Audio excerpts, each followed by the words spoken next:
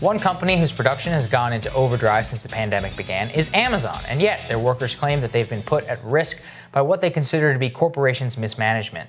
There have been several strikes so far at Amazon warehouses across the country, including Amazon's Staten Island location.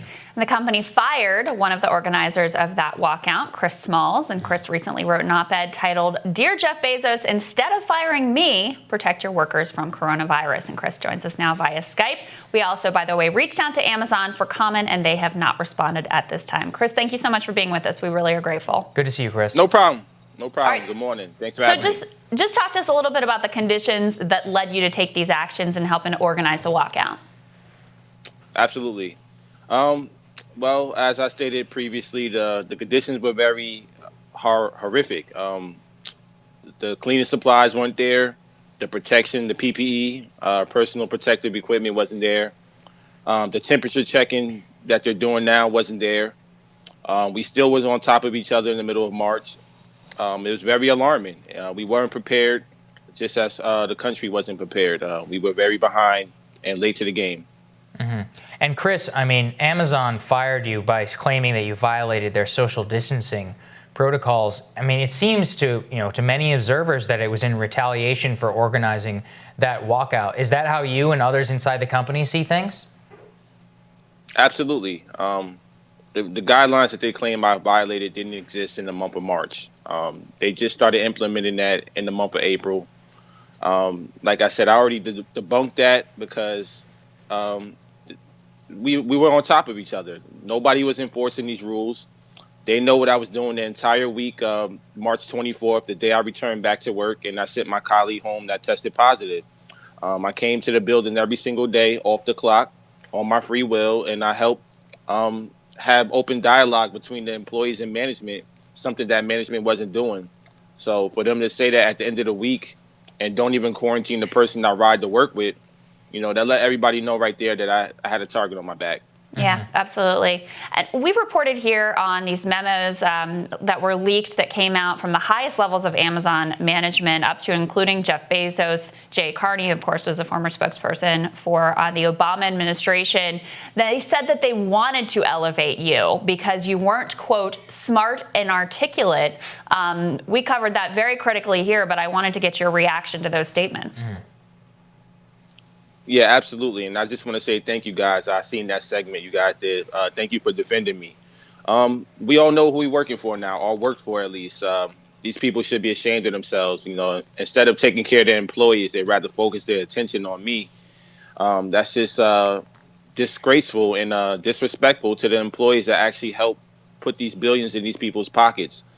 They should be ashamed of themselves. I'm not going to really get into the details, but legal actions will be taken. And I want to thank everybody who's standing up on my behalf.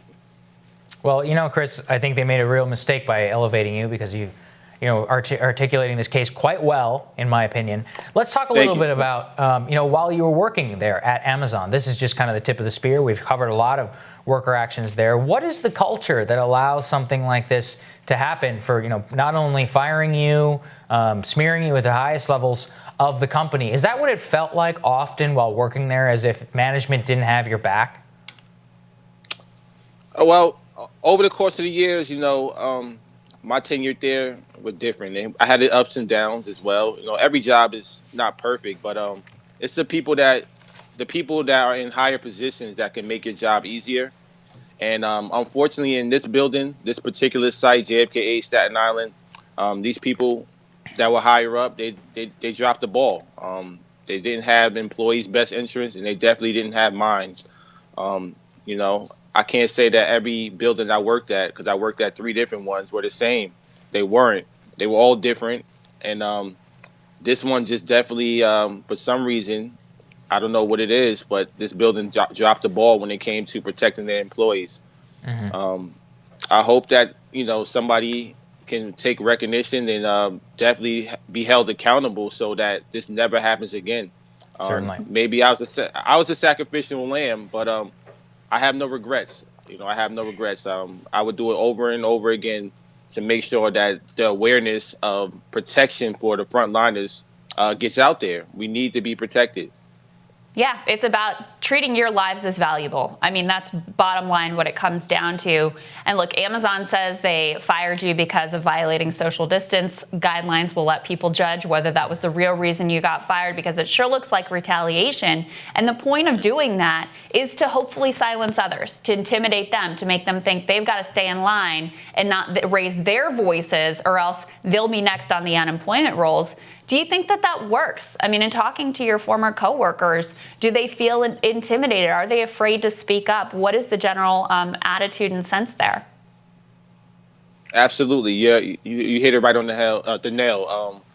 Yeah, it felt like it was an intimidation tactic to intimidate employees. But you know what? I think this time around, because this is life or death with this coronavirus, I think it empowered people.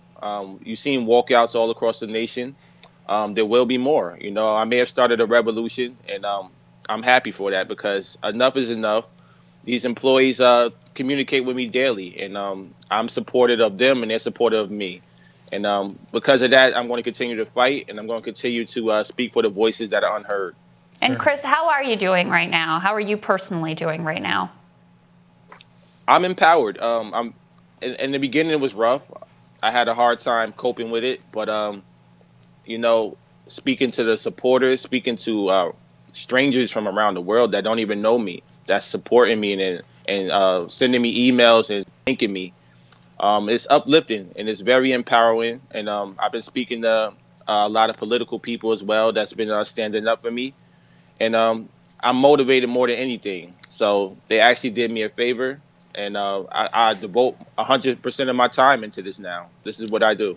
Well, we're so glad to hear that, Chris, and please take care of yourself. Continue the fight. We appreciate you so much. That's right. Chris, people see your courage, and it inspires, and we thank you for it. Thank you for having me anytime. I appreciate you guys. We appreciate you.